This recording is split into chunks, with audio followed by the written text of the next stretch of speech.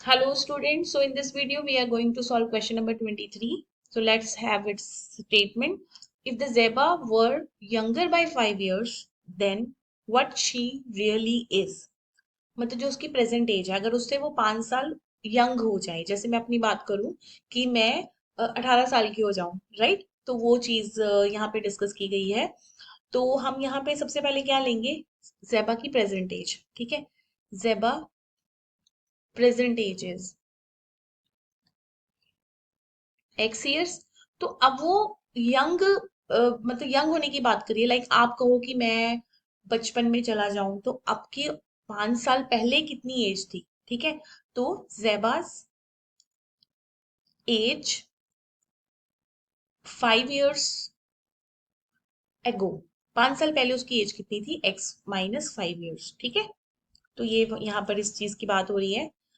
Then the square of her age, जितनी वो पहले, मतलब देखो जितनी इसकी एज अब है, उससे 5 साल वो जवान हो जाए, यंग हो जाए।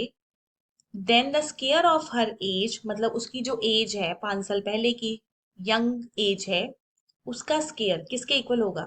11 times more than the, 11 times more than मतलब 11 + 5 टाइम्स हर एक्चुअल एज। तो उसकी प्रेजेंट एज, या हम इसको एक्चुअल एज भी लिख सकते हैं। एक्चुअल एज उसकी है x, तो यहाँ पे आ जाएगा 5x, ठीक है। तो ये इक्वेशन बनेगी। दोबारा देख लो, square of her age would have been 11 more than 5 times और ऑफ हर एक्चुअल एज, ठीक है। एक्चुअल एज लेनी है। तो x² + 25 - 10x, 11 + 5x, सो x² - 15x +14 = 0। तो फैक्टर्स आपके बन जाएंगे यहाँ पर 14 एंड 1 ही बनेंगे, क्योंकि 15 चाहिए। x - 14 - 1, x - 14 = 0, x - 14 x - 1 = 0। तो बेटा यहाँ पे दो आंसर्स आएंगे, 14 एंड 1। इग्नोर किसको करोगे आप? 1 को, क्योंकि जो बच्चा 1 साल का है तो वो 5 साल पहले जवान तो हो नहीं सकता, यंग तो नहीं हो सकता ना। तो योर आंसर इज 14 years। तो जेबास एक्चुअल एज इज 14 years, ठीक है। तो अच्छा क्वेश्चन था ये। Now the question number 24, tricky question है ये, 24th क्वेश्चन। तो देखिए पहले statement, at present Asha age is 2 more than square of her daughter's Nisha age. तो सबसे पहले जो हमारा गिवन है हम वो लिख लेते हैं कि निशा की एज प्रेजेंट है x, और आशा की एज क्या है? 2 more than square of her daughter's Nisha age. तो आशा की एज हो जाएगी x² + 2, ठीक है। अब ध्यान से सुनना कि निशा जब अपनी माँ की उम्र की हो जाती है, जैसे देखो, मान लो आपकी आपकी एज है 15, आपकी एज है 15, ठीक है। मान लो निशा की एज है 15, मतलब आपकी जो एवरेज एज है वो यही है ना, 15 years। तो आपकी मदर की एज कितनी होगी? मदर की एज मान लो मे बी 40 years हो, चलो मैं अप्रोक्सीमेट लेके चलती हूँ, 40 years। जब निशा अपनी मदर की एज होगी, मतलब निशा अपनी मदर की एज के कब होगी, कितने साल बाद होगी? तो हम यहाँ पे लिखेंगे when Nisha turns her mother age. अब आप अपनी मदर की एज के कितने साल बाद हो रहे हो? कितने साल बाद हो रहे हो? 25 years, मतलब 15 में आप 25 ऐड करोगे तभी तो 40 years बनेगा ना। 25 कैसे मिल रहा है आपको? 40 और 15 को माइनस करके। आप अपनी मदर की एज के कितने साल बाद होगे? 25 years के बाद। तो 25 years आ कैसे रहा है? दोनों को माइनस करके। तो हम क्या लिखेंगे यहाँ पे? दोनों की एज को माइनस कर देते हैं, मतलब x² + 2 - x years। इतने साल बाद निशा अपनी मदर की एज की हो जाएगी। कितने साल बाद? एग्जाम्पल लेके किया करो क्वेश्चन, बहुत बार बोला आपको। कितने साल बाद? 25 साल बाद। और 25 आ कैसे रहा है? 25 कैसे आ रहा है? 40 और 15 को माइनस करके। 15 क्या था एक्चुअल में? एक्स था, और 40 क्या था? x² + 2 था, ठीक है। चलो ये लाइन क्लियर हो गया, आई होप। अब वो कह रहा है कि जब निशा अपनी मदर की एज की हो जाती है, ठीक है, तो जो आशा की एज है ना, जो आशा की एज है, would be 1 year less than 10 times the present age of Nisha. तो अब हमें पहले आशा की एज देखें क्या होगी। आशा की एज कितनी होगी? आशाज एज, वो कह रहा है कि 10 टाइम्स प्रेजेंट एज ऑफ निशा और -1। ठीक है, चलो। अब निशा तो अपनी मदर की एज हो गई इतने साल बाद, और आशा की एज है 10x-1। अब मुझे इक्वेशन बनानी है दोनों को मिला के। इक्वेशन देखना क्या बनेगी।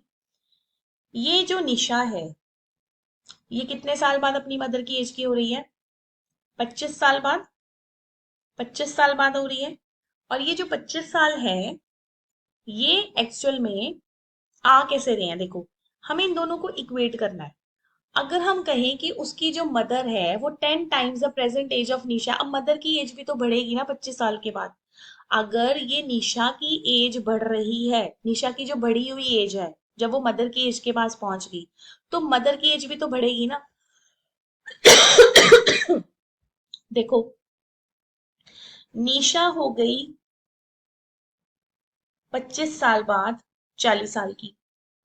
ठीक है। अब मदर कितने साल की हो जाएगी? मदर हो जाएंगी 40। में क्या ऐड करोगे? 25, दैट इज 65। मदर भी तो बढ़ेगी ना, मदर की एज भी तो बढ़ेगी ना। तो अब मुझे इक्वेट करना है इनको। अब इक्वेट कैसे करना है? जो आपकी निशा की एज है, निशा की एज थी आपकी 40। 40 कैसे आ रहा है? 40 कैसे आ रहा है? 25 ऐड करके। 40 कैसे आ रहा है? 25 ऐड करके। ठीक है, मैं थोड़ा सा यहाँ पे कलर चेंज करती हूँ ताकि आपको क्लैरिटी हो कि करना क्या है हमने। 40 कैसे आ रहा है? 25 ऐड करके। और 25 कैसे आ रहा है? इन दोनों को माइनस करके। ठीक है। अब ये भी, ये किसकी एज है? आशा की एज है। आशा और निशा की एज को कैसे इक्वेट कर सकते हो? आप नहीं कर सकते ना। ये आशा की एज है, ये निशा की एज है 25 साल के बाद। निशा की एज है 25 साल के बाद। ठीक है। तो मतलब 25 ईयर्स के बाद निशा की एज कितनी होगी? x² + 2 + x। अब जब, अगर 25 साल के बाद निशा की ये एज है, तो उसकी मदर की एज कितनी होगी? अब ये 25 ईयर्स हो गई ना, ये किसको रिप्रेजेंट कर रहा है? ये 25 ईयर्स को रिप्रेजेंट कर रहा है। अब 25 साल बाद उसकी माँ की एज कितनी होगी? माँ की एज में 25 साल ऐड कर दो, मतलब x² + 2 में ऐड कर दो। आशा की एज में 25 साल ऐड कर दो, मैं एग्जाम्पल ले रही हूँ 25। ठीक है। 25 साल उसकी मदर की एज में ऐड कर दो, तो अब मदर की एज को मदर की एज के साथ ही हम इक्वेट करेंगे। ठीक है।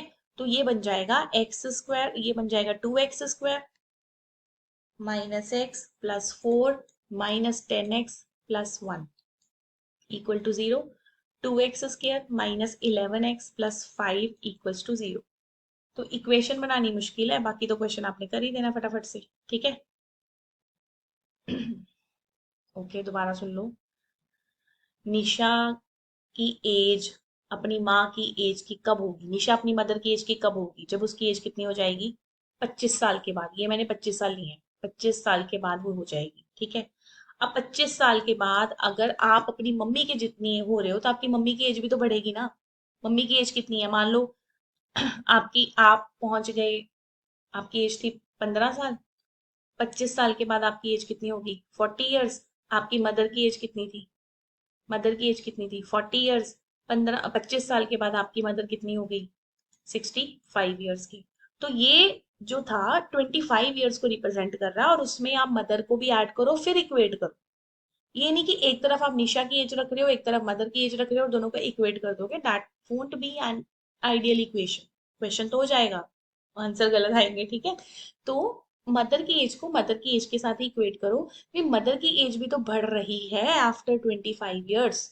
ठीक है। तो मदर की एज कितनी थी? x² + 2, और उसमें 25 हमने ऐड कर दिया। 25 किसको रिप्रेजेंट कर रहा था? x² + 2 -x को। और इसको हम सॉल्व करेंगे, इसके फैक्टर्स बन जाएंगे x - 5 2x + 1 = 0। तो x की वैल्यू आ जाएगी 5 ईयर्स। तो देखो निशा की एज कितनी आ गई? 5 ईयर्स। और मदर की एज कितनी आ गई? 27 ईयर्स। ठीक है। 5 ईयर्स 27 ईयर्स। तो 22 साल के बाद मदर की जो एज है वो कितनी हो जाएगी 22 साल के बाद? देखो मदर की एज कितनी है? 27। 27 है ना। तो अब मैं एक्स को यहाँ पे 5 पुट कर देती हूँ। 49, देखना 49 कैसे आ रहा है, 22 ऐड करके आ रहा है 49।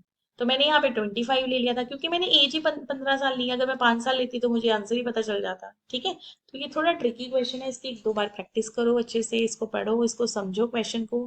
क्वेश्चन ये है, आप अपनी मदर की एज के कितने साल बाद होगे।